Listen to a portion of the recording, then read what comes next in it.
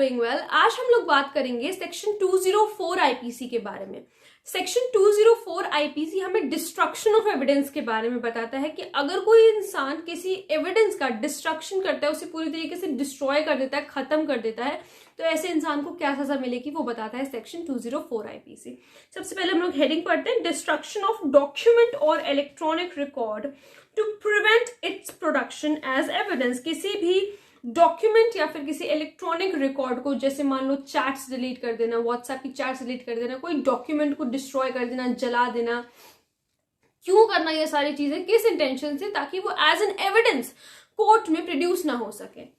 So whoever secretes or destroys any document or electronic record which he may be lawfully compelled to produce as evidence in a court of justice, जिसके लिए वो lawfully compelled है उस evidence को produce करने के लिए court of justice में, और in any proceeding lawfully held before a public servant, या फिर कोई भी ऐसी proceeding जो कि public servant के सामने होने वाली है, as such or obligates or renders ineligible the whole or any part of such document or electronic record with the intention of preventing the same from being produced or used as evidence before such court or public servant as aforesaid। जैसा कि पहले कहा गया है कि उस evidence को क्यों, किस इंटेंशन से, ताकि वो एविडेंस को प्रोड्यूस ना किया जा सके in the court of justice.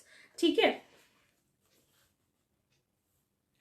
or after he shall have been lawfully summoned or required to produce the same for that purpose। उसको lawfully summoned किया गया है और कहा गया है कि तुम्हें ये डॉक्यूमेंट प्रोड्यूस करना है, अगर ऐसा कुछ है।